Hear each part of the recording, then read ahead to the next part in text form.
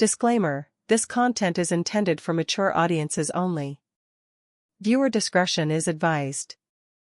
My name is Claire, I'm 27, and I made a decision 2 years ago that I haven't stopped replaying in my head since. I didn't want to be a mom at 25. And now I'm not one. Not really. I know that sounds like the setup to some tragic story, and maybe it is.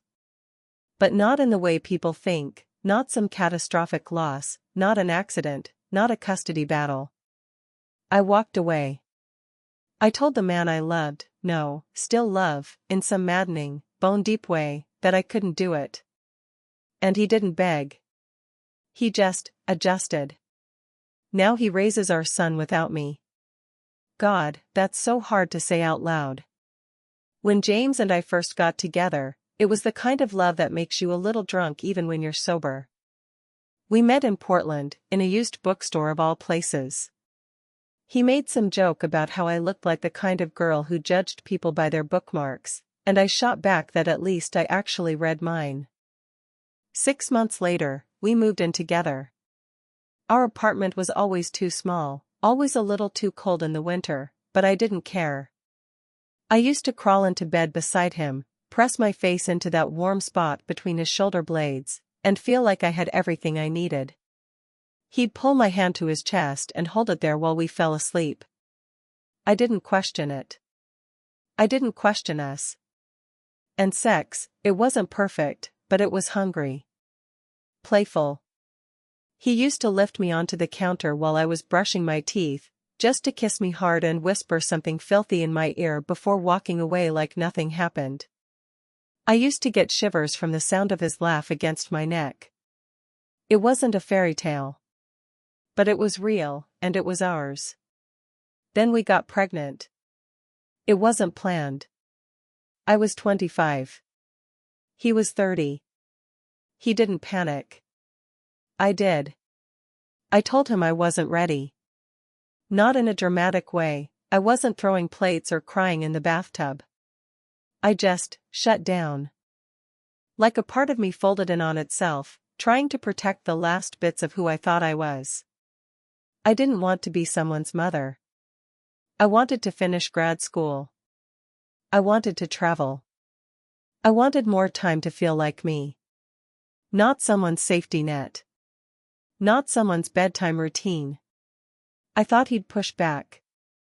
But he didn't. He just looked at me, really looked, and said, "Then I'll do it." We didn't break up right away. That's the part people don't get. We tried. We really, really tried. He still made me coffee in the mornings, the way I liked it, cinnamon sprinkled in the grounds. He still reached for my hand on walks, still rested his head in my lap while we watched old movies. But the intimacy, it changed. I remember this one night, about 6 months after Eli was born. I came home late from a night class, and James was on the couch, holding the baby against his chest. The TV was muted. Eli was asleep. James looked so peaceful. I leaned over, kissed his forehead, I hadn't done that in a while, and he flinched. It wasn't big. Just this little twitch, like he'd forgotten what it felt like to be touched by me. I sat next to him, laid my hand on his thigh. He smiled, but it didn't reach his eyes. We sat like that for a while. My hand was warm. His leg didn't shift toward me. And when we finally went to bed, he curled around Eli, the baby monitor was already buzzing, and I curled toward the wall. That was the night I realized the distance wasn't temporary. It wasn't sleep deprivation. It wasn't a rough week. It was us, quietly unraveling. And I let it happen. I let it happen because I was so afraid of becoming someone I didn't recognize. I didn't see I was already disappearing. That was the moment. The exact one. My lips on his forehead, his flinch, the cold space in our bed. That's when I knew something had changed. And the worst part is, I don't think it was just him. I think I changed too. Maybe first. Maybe forever. But I still don't know if it was worth it. James always believed that love was something you did with your hands. He came from a family of hard things and quiet men, Oregon loggers, mill workers, people who never said much but showed up when it counted. His dad never told his mom he loved her, but he fixed her car before it stalled. His grandpa never gave hugs, but he hand-built a crib for every new baby in the family, even after his hands started shaking. James grew up understanding love as action, not language. I didn't realize how different that was from me until it was too late. He's a paramedic. Wears it like a second skin. His face goes flat when things get hard, like he's slipping into that mode where he can't afford to feel too much. He's good under pressure. Always the calm one when someone else's world is ending. But sometimes I needed him to react. To fall apart with me, even just a little. When Eli was about a year old, James started coming home late. Not suspiciously late, just the kind of late that said he'd picked up another shift, covered for someone, maybe didn't want to come home to the quiet space between us. One night, I was sitting at the kitchen table grading papers. I'd finally taken a part-time job at a local high school.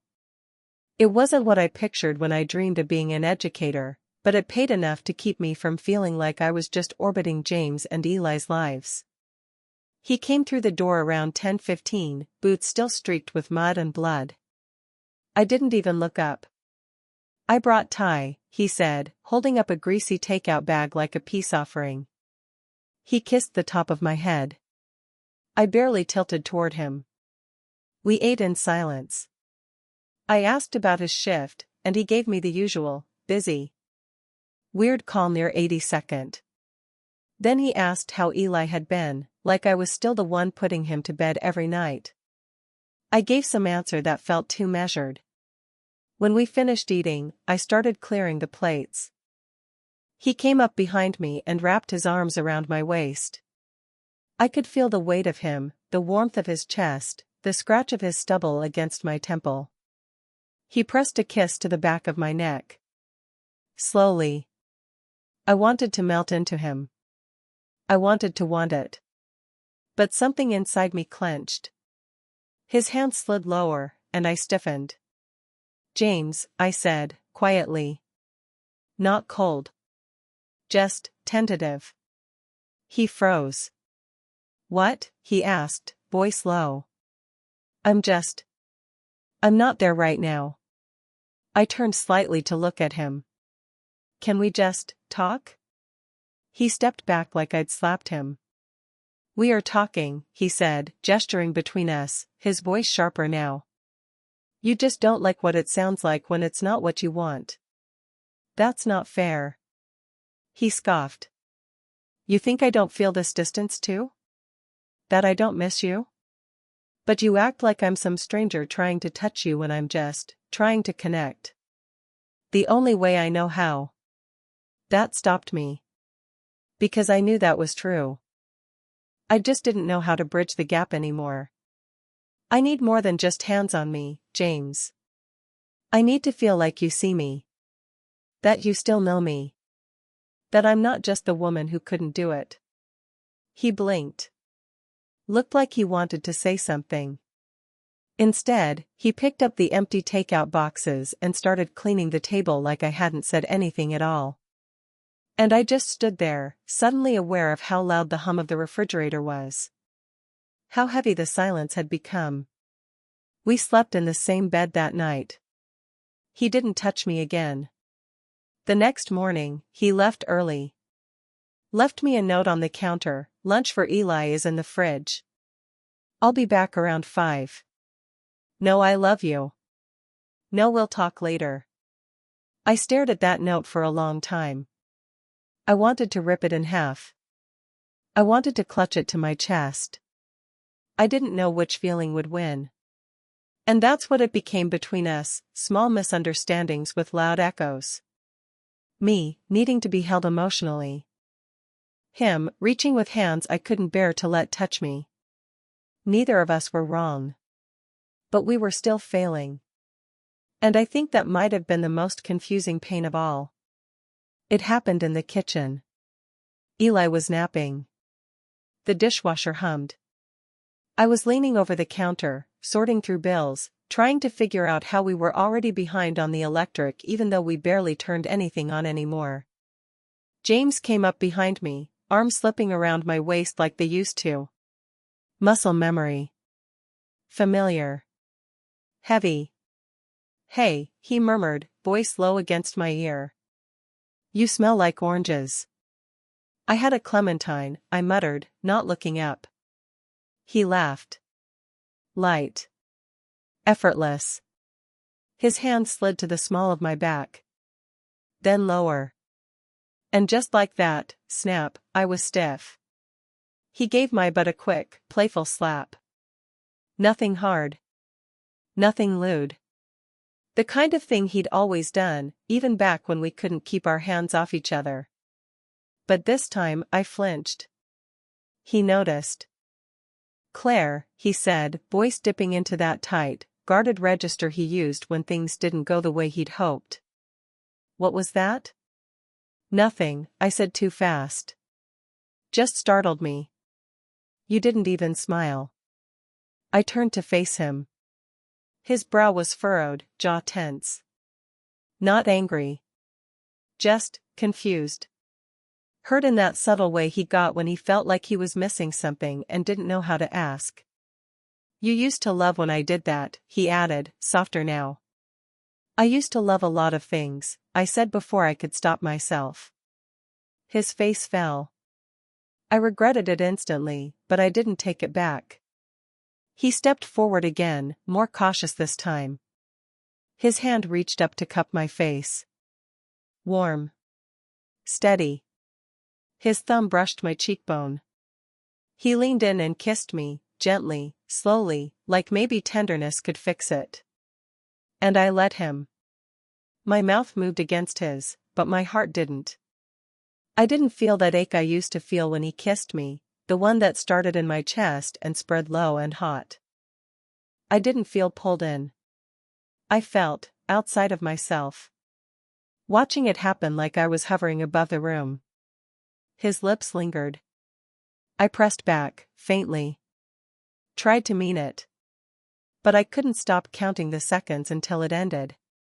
When he pulled back, his eyes searched mine. "I miss you," he whispered.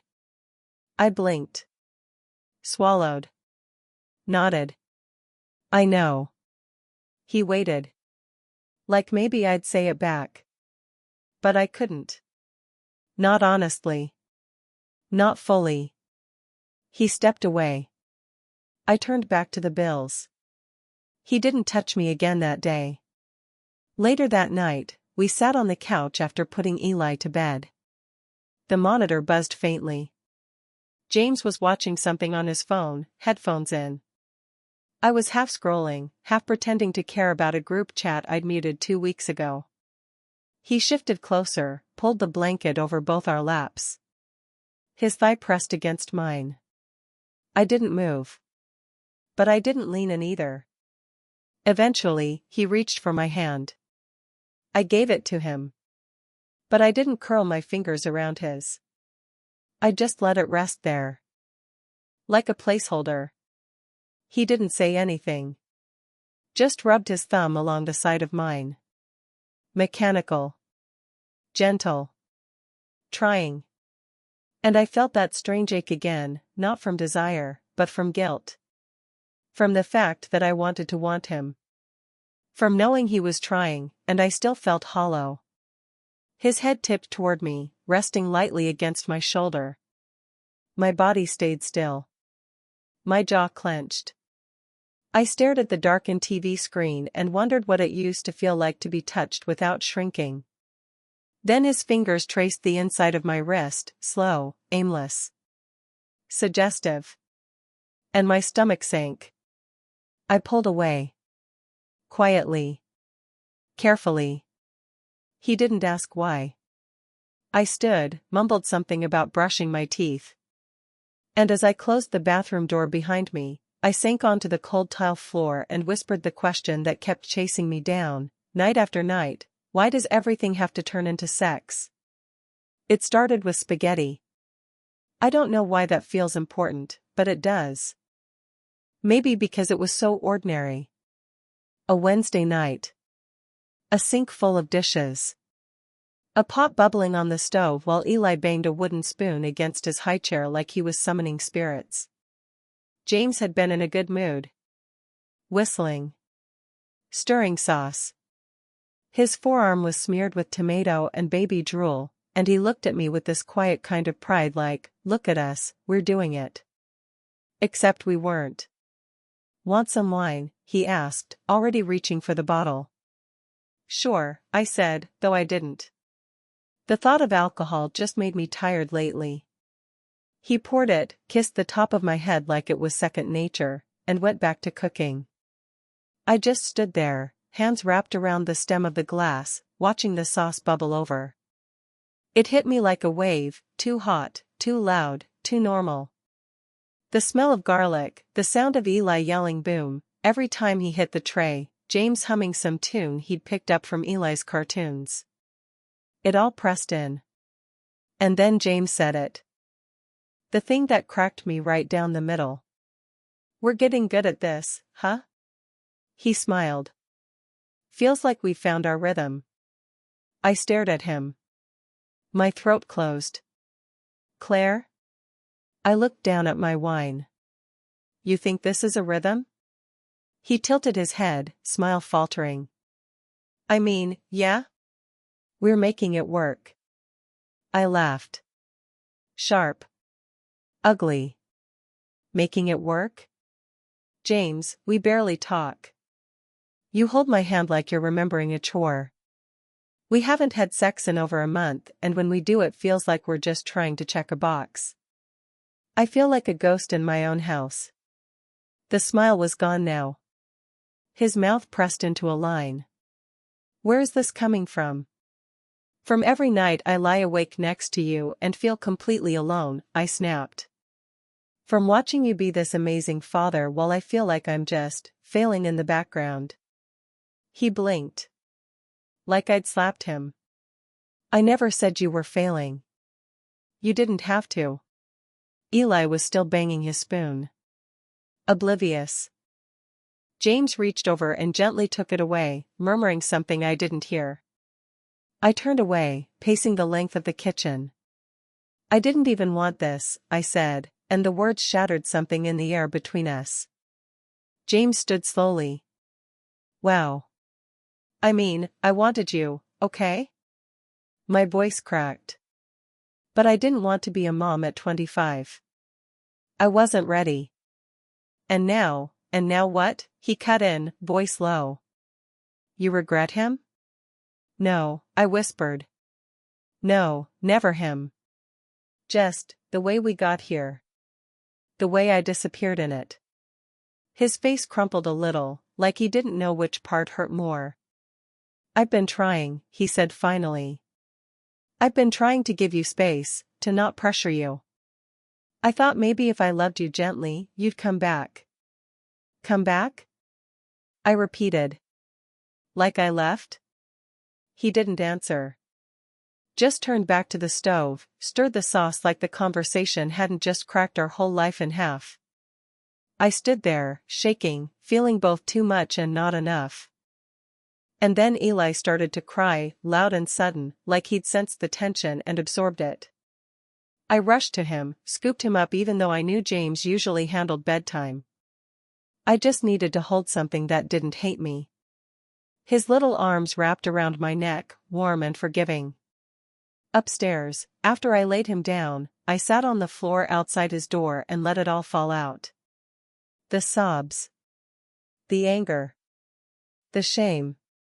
It hit in waves, hot and sickening. I hated how I'd said it.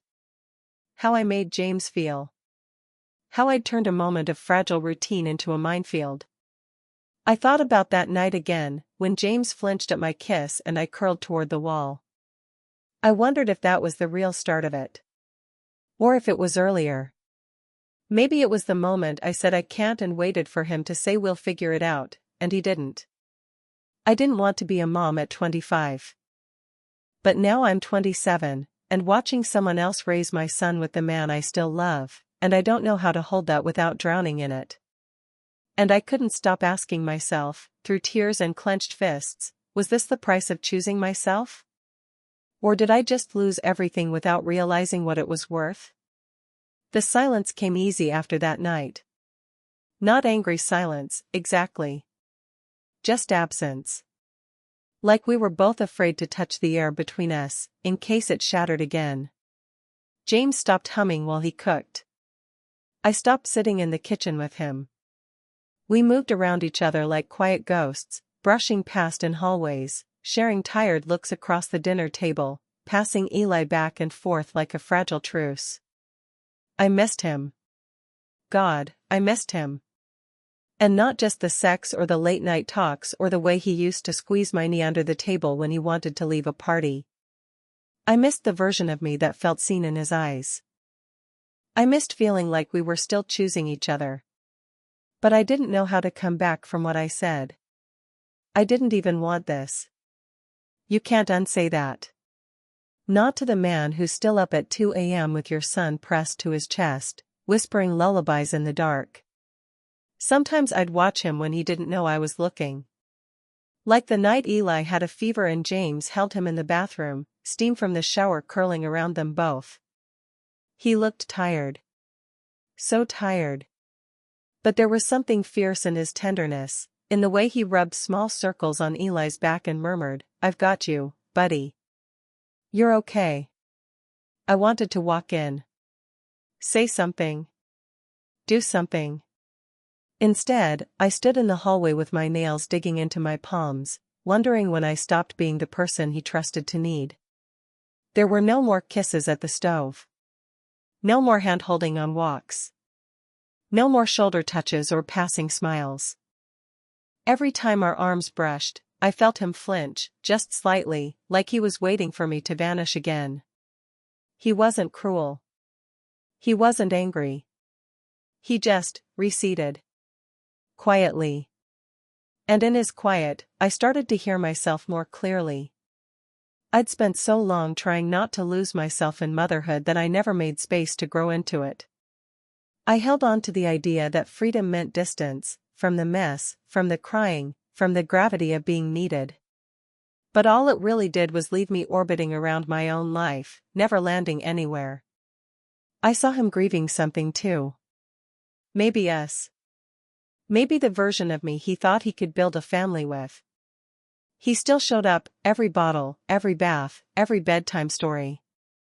But he didn't laugh the same. Didn't rest his head in my lap anymore. Didn't try to kiss me goodnight. And the space between us, once filled with all the little nothings that made us us, felt sharp now. Heavy.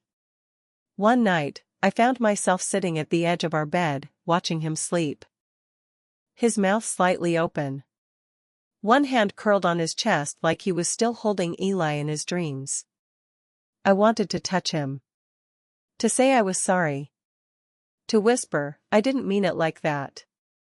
But the words stuck. My fingers stayed curled in my lap. Because the truth was, I didn't know if sorry was enough anymore. Or if I even had the right. Still, as I sat there in the blue light of the baby monitor, heart hammering in a chest that used to feel like home, I asked myself the question I'd been avoiding for weeks: do I try again, or do I let him go for good?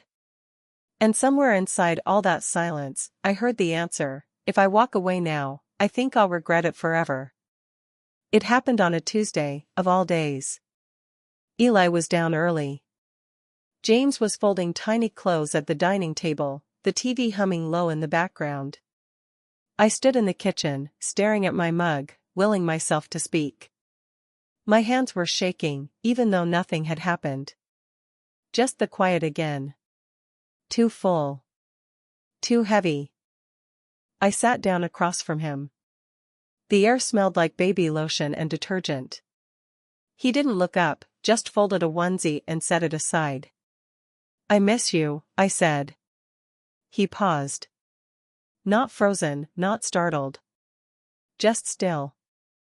When he finally met my eyes, his were tired. Not cruel, not cold, just deeply, achingly tired. I miss you too, he said. But I don't know what to do with that anymore. I swallowed. I know I pushed you away. I know I said things I can't unsay. But I didn't stop loving you. He nodded once. Slowly. I never stopped either. That's the hardest part. There was no anger in his voice. No edge. Just a softness I didn't deserve. I wanted to reach for his hand, but something stopped me. Maybe pride. Maybe fear. Maybe the ghost of all the nights I turned away from him, left him alone in a bed we used to share. I thought I was saving myself, I whispered. But I think I was just scared of being needed too much. James looked down, pressing his thumb along the hem of a tiny sock. You were allowed to be scared, he said. I just didn't know how to hold you and him at the same time. That cracked something open in me, not dramatic, not loud. Just a quiet split, like a seam finally giving out. I don't want to leave, I said, tears blurring the edges of the room. But I don't know how to come back either. He nodded again, slowly. Stood. Walked over to me. And then, he pulled me into a hug. It wasn't passionate. It wasn't a promise. It was a goodbye we hadn't said out loud yet. His chin rested on top of my head, his arms around me, firm but not clinging. I could feel his breath slow, matching mine. I stayed there a long time. And then, quietly, he kissed my forehead. The same way I used to kiss his. The way I did that night when he flinched. But this time, he didn't flinch. He stepped back. His hands lingered at my elbows. His eyes were full of things we'd never fix. I think we're already gone, he said. And he was right. So I nodded. Picked up my coat. Took one last look at the laundry basket. At him. And I left, heart still aching, love still intact. But love wasn't enough. Not anymore. My name is Claire. I'm 27. And I thought that walking away from motherhood meant I was saving myself. I didn't realize that sometimes, trying not to lose yourself is the very thing that breaks you. I keep thinking about that last hug. The way he pulled me close, not out of passion, not out of habit, but like he knew it was the last time he'd hold me that way. Gentle. Present. Final. It wasn't a breakup in the way people expect. No shouting. No betrayal. Just two people standing in the wreckage of everything they once tried to build, realizing they couldn't put it back together with the same hands. He didn't beg me to stay. I think he knew there was no point. I'd already been gone for a while, emotionally, spiritually, long before I packed my things. But here's what I've realized since: love is not the same thing as compatibility. You can love someone so much it aches, and still not know how to meet them where they are. You can crave their body, miss their laugh, still dream about their stupid morning hair, and still not be able to love them the way they need to be loved. That was me. I wanted to be chosen, but not needed too much. I wanted closeness, but only on my terms. I wanted freedom, but also safety, and I didn't know how to live in the in-between. I said I didn't want to be a mom at 25, and I wasn't wrong. I wasn't ready. That's the part people don't get. I wasn't rejecting him. I wasn't even rejecting the idea of us. I was rejecting the version of me that felt like she had to disappear to become something else. But the truth is, you do disappear a little when you become a parent. Or a partner. Or even just an adult trying to hold up your own damn life. You lose things. You compromise. You make choices, and some of them cost more than you thought they would. And I wasn't brave enough to admit that at the time. I see them now, James and Eli, on social media sometimes. James never posts much. Just a photo every couple of weeks. A blurry one of Eli with a popsicle on the porch. A candid shot of him napping with a book on his chest. He looks like peace and exhaustion and love, all wrapped up in one man. And me? I'm still figuring it out. I finished grad school. I traveled. I found pieces of myself I thought I'd lost. But it didn't fix the ache. It didn't undo what I left behind. Some mornings I wake up and think about what kind of mom I could have been if I'd just had a little more time. A little more faith. A little more trust in the people who loved me. But regret doesn't rewrite the story. It just makes you reread the same pages, wishing you could edit the ending. So, if you're listening to this, really listening, here's what I'll say: don't make choices out of fear of vanishing.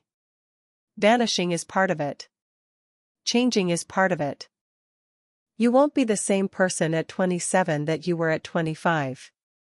You won't be the same person after a baby, or after a heartbreak, or after a quiet Tuesday when someone holds you and lets go at the same time. But that doesn't mean you lose yourself forever. It just means you become someone else, someone braver, maybe. Or softer. Or lonelier. Or all three. I still love him.